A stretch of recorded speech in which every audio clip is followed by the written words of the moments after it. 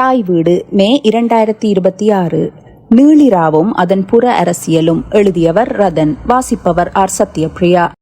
1943 ஆண்டில் 133 போர் திரைப்படங்கள் வெளியிடப்பட்டன. இது அந்த ஆண்டின் மொத்த திரைப்பட வெளியீட்டில் 33% சேர்ந்ததாகும்.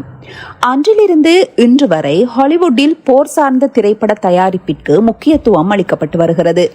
இதன் தொடர்ச்சியாக போர் கருப்பொருளை மையமாக கொண்ட வீடியோ விளையாட்டுகளும் உருவாக்கப்பட்டுள்ளன. குறிப்பாக வியட்நாம் போரை கருத்தாக கொண்ட விளையாட்டுகளில் அமெரிக்க இராணுவ வீரர் ஒருவர் பல வியட்நாமிய போராளிகளை சுட்டுக் கொள்வது போன்ற காட்சிகள் இடம்பெற்றுள்ளன. போர்க்காலங்களின் போதும் அதன் பின்னரும் புதிய இலக்கிய படைப்புகளின் உருவாக்கம் சாத்தியமாகவே உள்ளது. கடந்த காலங்களில் பல புதிய இலக்கிய படைப்புகள் உருவாகியும் உள்ளன. இதற்கு சினிமாவும் விதிவிலக்கல்ல. பிரெஞ்சு நியூ வேவ், பிரெஞ்சு புதிய அலை, இத்தாலியின் நவ யதார்த்தவாத திரைப்படங்கள் உருவாகின. பிரெஞ்சு புதிய அலை இயக்கம் 1950களின் இறுதியில் பாரம்பரிய படமாக்கல் முறைகளை நிராகரித்து படத்தொகுப்பிலும் கதையாடலிலும் புதிய சோதனைகளை செய்தது.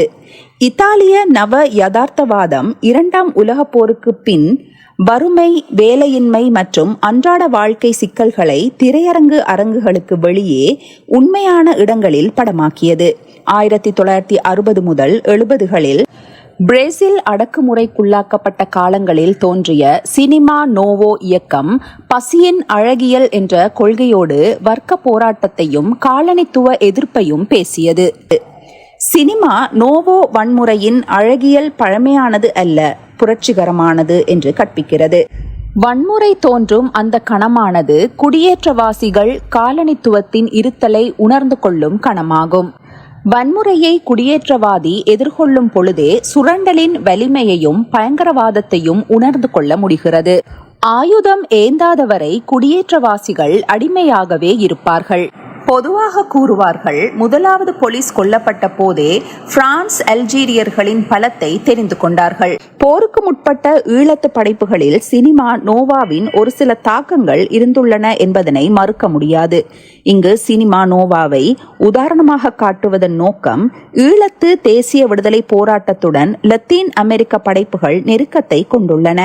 போருக்கு பின்னரும் முன்னருமான சிங்கள திரைப்படங்களின் திரைமொழி போரினால் செழுமையடைந்துள்ளது.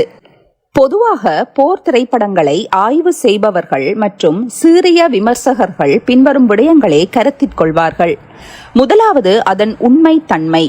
காட்சிகள் சண்டையின் குழப்பத்திற்கான காரணம், மண்ணின் வெளிப்பாடு, போரிடுபவர்களின் காட்டு மிராண்டித்தனம் போன்றவை உண்மை தன்மையுடன் வெளிப்பட வேண்டும். இதற்குள் போரிடுபவர்களது நடை, உடை, பாவனையின் யதார்த்தமும் அடங்கும். போரிடும் அரச குழுக்களிடையே உள்ள பிணைப்பு அல்லது உயிர் வாழ்தலுக்கான கேள்விக்குறியின் மனோநிலை வெளிப்படுத்தப்பட வேண்டும். சிறந்த போர் திரைப்படங்கள் போரின் நிரந்தரமற்ற தன்மை அல்லது பயனற்ற தன்மை, சண்டையின் உளவியல், குடும்பத்தை பிரிந்து இருப்பதனால் உள்ள வெறுமை போன்றவற்றையும் பதிவு செய்யும்.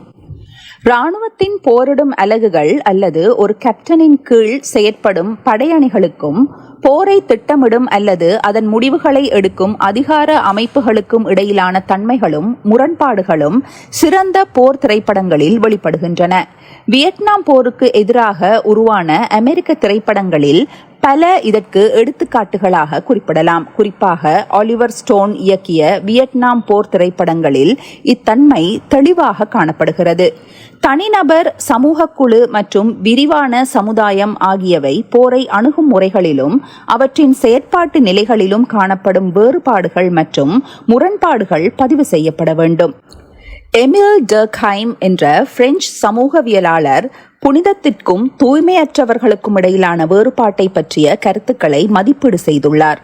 இங்கு தூய்மையற்றவர்கள் என நாகரிகமாக குறிப்பிடுபவர்களே துரோகிகளாக கருதப்படுவார்கள்.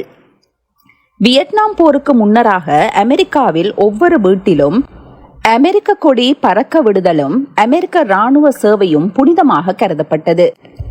டேவிட் ரீஸ்மன் என்ற மற்றொரு அமெரிக்க சமூக ஆய்வாளர் ஹாலிவுட் படங்களில் அமெரிக்க கதாநாயகர்கள் எவ்வாறு புனிதப்படுத்தப்படுகிறார்கள் என ஆய்வு செய்துள்ளார். அமெரிக்க சார்பு ஹாலிவுட் வியட்நாம் படங்களின் கதாநாயகர்களில் இந்த புனிதத்தன்மை வெளிப்படுகின்றது.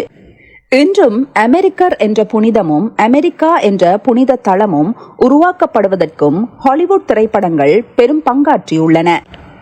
இவ்வளவு கருதுகோள்களுடன் அண்மையில் வெளிவந்த நீளிரா என்ற திரைப்படத்தை பற்றிய சிறு பார்வையை முன்வைக்கின்றேன். இது விமர்சனம் அல்ல, ஒரு உரையாடலுக்கான வெளியை உருவாக்கும் முயற்சியே. இவை அனைத்தும் என்னால் ஏற்றுக்கொள்ளப்பட்ட கருத்துக்கள். எமக்கான சினிமா பற்றி நீளிரா வெளிவந்தவுடன் சமூக வலைதளங்களில் உரையாடப்பட்டன.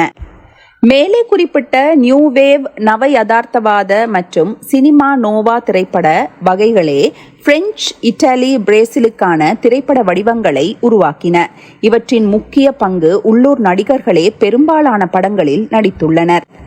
இதனை நான் தொடர்ந்து வலியுறுத்தி வருகிறேன். குறிப்பாக மண் சார்ந்த சீரிய படங்களில் உள்ளூர் நடிகர்கள் அதிகளவு நடிப்பது அவசியம். நீளிரா பல விடயங்களில் சிறப்புத்தன்மையை கொண்டுள்ளது என்பது மறுப்பதற்கில்லை. இந்திய பாதுகாப்பு படையின் காலத்தினை பதிவு செய்துள்ளது. ஒரு வீட்டினுள் இராணுவம் புகுவதுடன் படத்தின் முக்கிய காட்சிகள் ஆரம்பமாகின்றன. பாத்திரங்களில் முக்கியமாக வீட்டினரால் வளர்க்கப்படும் கோழியும் உள்ளது. சேவலை வெளியே இறைச்சியாக்கும் இந்தி பாதுகாப்பு படை வீட்டிற்குள் புகுந்தது. வீட்டின் முடிவுகளை எடுக்கும் வீட்டு தலைவி. யாழ்ப்பாணத்து குடும்பங்களின் பொதுத்தன்மை இது. இவருக்கு போராளிகளின் மீது நன்மதிப்புண்டு. அவர்களுக்கு சமைத்து உணவும் கொடுக்கிறார். அதே சமயம் வீட்டினை புற உறவுகளின் மற்றும் அரசியல் சம்பவங்களிலிருந்து காப்பாற்ற வேண்டும் என்ற அவசியமும் அவருக்குள்ளது. மிகச் சிறப்பாக அந்த தாய் தனது பாத்திரத்தை வெளிப்படுத்துகின்றார். வயது முதிர்ந்த வீட்டின் மூத்த தலைவர், கணவர் மற்றும் பெண் பிள்ளைகள், சிறுவர்கள், வாலிப வயது இளைஞன் என குடும்பம் விரிகின்றது. இவர்கள் அனைவரும் போராளிகள் மீது அக்கறையும் நேசமும் கொண்டவர்கள். மறுநாள் வீட்டின் மகளுக்கு பிரான்சில் வாழும் இளைஞருக்குமான திருமண நிகழ்வு. மணமகன் பிரான்சில் உள்ளார். ஆனால் குடும்பத்தவர்கள் அப்பெண்ணை வழி அனுப்பி வைப்பதற்கான நிகழ்வு நடைபெறவுள்ளது. சேவலை கொன்ற இராணுவம் வீட்டினுள் புகுந்துள்ளது. அதன் பின்னர் நடைபெறும் உரையாடல்களும் சம்பவங்களுமே திரைப்படம். ஒரு இரவில் நடைபெறுவதனால் படத்தின் பெயர் நீளிரா, அதாவது நீண்ட இரவு. 90 நிமிடங்களில் கனகச்சிதமான படம்.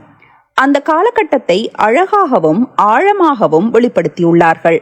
தனிநபர்கள், குடும்பங்கள் என்றவுடன் போரை பற்றிய பார்வை இக்குடும்பத்தினுள் தடுமாறுவதனை இயக்குனர் சோமிதரன் வெளிப்படுத்தியுள்ளார்.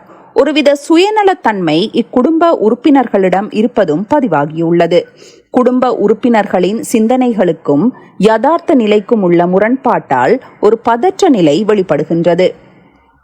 இதனையும் சோமிதரன் பார்வையாளர்கள் மத்தியிலும் புகுத்தியுள்ளார். நிலைத்தன்மை மற்றும் மாற்றம் பற்றிய பிரச்சனையும் போர் திரைப்படங்களில் முக்கியமானது. இங்கும் போராளிகளுக்கு ஆதரவளிக்கும் குடும்பம் தங்கள் வாழ்க்கை நிலையை மாற்ற விரும்பவில்லை. தங்களது மகளை பிரான்சிற்கு நல்வாழ்வுக்காக அனுப்புகிறார்கள். போர் சமூகத்திலிருந்து விலகவே விரும்புகிறார்கள். இது யதார்த்தமானது. தங்களது சொந்த மதிப்புகள் பற்றிய விழிப்புணர்வு எழுந்த போது அவர்களுக்கு ஒரு பதற்றம் ஏற்படுகிறது. உள்ளே புகுந்த இராணுவம் மீது கோபம் வந்த போதும் அவர்களின் நடவடிக்கைகளில் ஏற்பட்ட மாற்றத்தையும் இயக்குனர் பதிவு செய்ய தவறவில்லை. இது இப்படத்தின் சிறப்பம்சமாகும். இச்சூழலின் புறத்தையும் தலையாட்டி போன்ற சில காட்சிகள் மூலம் பதிவு செய்துள்ளார். ஆனால் அக்காட்சிகளின் இந்திய பாதுகாப்பு படையின் பொதுத்தன்மையிலிருந்து விலகியே உள்ளது. இத்திரைப்படத்தின் புற அரசியல் பற்றிய பல கேள்விகள் உள்ளது. பொதுவாகவே இந்திய பாதுகாப்பு படை என்றவுடன் அந்த காலகட்டத்தில் வாழ்ந்தவர்கள் மத்தியில் தோன்றும் எண்ணங்கள், கருத்துக்கள் வித்தியாசமானவை. பெண்கள் மீதான வன்முறைகளை செய்தவர்கள், கடும் அட்டூழியங்களை செய்தவர்கள் என்பனவே ஞாபகத்திற்கு வரும். படத்தில் பெண்கள் ஒரு உடையின் மீது வேறு உடைகளை உடுக்கிறார்கள். இந்த உடைகள் கூட சீருடை போன்றுள்ளது. இப்படத்தின் பார்வையாளர்களில் இந்திய தமிழர்களும் அடங்குவார்கள். இவர்களுக்கு அங்கு என்ன நடைபெற்றது, ஏன் அவ்வாறு உடைகள் உடுக்கிறார்கள் என்பது தெரியாது. இந்த காட்சியின் ஆழத்தை பொதுமைப்படுத்தி அர்த்தமற்றதாக்கி விடுகிறார். இந்திய பாதுகாப்பு படையின் கொடூரம் அழிக்கப்பட்டு ஒரு நல்ல இராணுவமாக சோமிதரன் வெளிப்படுத்தியுள்ளார். யாரை எதிரியாக நினைக்கின்றோமோ அவர் எதிரி அல்ல என சோமிதரன் ஊடகவியலாளர் சுதீருடனான பேட்டியில் குறிப்பிடுகின்றார். இதனை அவரது அரசியல் கருத்தாக மட்டும் பார்க்காது, படம் வெளிப்படுத்தும் இந்திய அரசாங்கத்திற்கான பிரச்சாரமாகவும் பார்க்க வேண்டியுள்ளது. படத்தில் வரும் வயது முதிர்ந்தவர் பிரிட்டிஷ் காலத்தில் இந்தியா சென்று பிரிட்டிஷ் இராணுவத்துடன் இணைந்து பல இடங்களில் போரிட்டுள்ளார். அவர் கூறும் ஒரு வசனம், அப்பொழுதெல்லாம் விசா இல்லை, இந்தியாவெல்லாம் செல்லலாம். முதலாவது இவ்வாறானவர்கள் பலர் உள்ளனர். அண்மையில் தாய் வீட்டில் ஒரு முன்னாள் இராணுவ தளபதி பற்றிய கட்டுரை வெளிவந்துள்ளது. அவரும் அவ்வாறே போர்களில் பங்கு பற்றியவர். ஆனால் வெகு அரிதாக காணப்படுபவர்களை ஏன் வீட்டின் முதிய பாத்திரமாக்கியுள்ளார்? இதன் பின்னால் உள்ள நுண் அரசியல் ஆபத்தானது என கருதுகிறேன். அவர் பேசும் வசனங்களையும் நாம் கவனத்திற்கொள்ள வேண்டும். படத்தின் இறுதி பகுதி ஒரு நாடகத்தன்மையுடன் வெளிப்படுகின்றது. மருத்துவக் கல்லூரி மாணவி மனோநிலை பாதிக்கப்பட்டு வீட்டினுள் பாதுகாக்கப்படுகிறார். வீட்டு தலைவிக்கு இருக்கும் பதற்றம் பார்வையாளர்களிடம் இல்லை. ஏன் அவர் அவ்வாறு பாதிக்கப்பட்டார் என்று படம் வெளிப்படுத்த தவறிவிட்டது. வைத்தியசாலையின் மீது குண்டுகள் போட்டமையே காரணம். இன்று இஸ்ரேல் காசா வைத்தியசாலைகளை அழித்துள்ளது. லெபனானில் வைத்தியசாலைகள் மீது குண்டுகளை போட்டுள்ளது. இன்று இந்தியா இஸ்ரேலுடன் இணைந்து இயங்குகிறது. சோமிதரன் தனது இருப்பையும் இந்தியாவையும் பாதுகாக்கும் நோக்கமாகவே இது வெளிப்படுகின்றது. விடுதலை புலிகளை வெளிப்படுத்திய விதம் ஒரு விதத்தில் அவர்களை புனிதப்படுத்தியுள்ளது. அவர்களின் போரிடும் திறனை குறைத்துள்ளது. ஒரு காதலுக்காக அல்லது காதலியின் குரலை கேட்டவுடன் தங்களது இலக்கை விட்டு பொதுவாக புலிகள் வெளியேறவில்லை. அதுவும் காதலுக்காக வெளியேறவில்லை. படத்தின் புற அரசியல் விமர்சனத்திற்குரியது, நேர்மையற்றது. அதே சமயம் எமக்கான சினிமாவை கோடம்பாக்கத்து சினிமாவினூடாக பெற முடியாது. அது எமது இயல்பு தன்மையையே அழித்துவிடும். இக்கட்டுரை ஒரு உரையாடல் வழிக்கான பார்வை. நன்றி.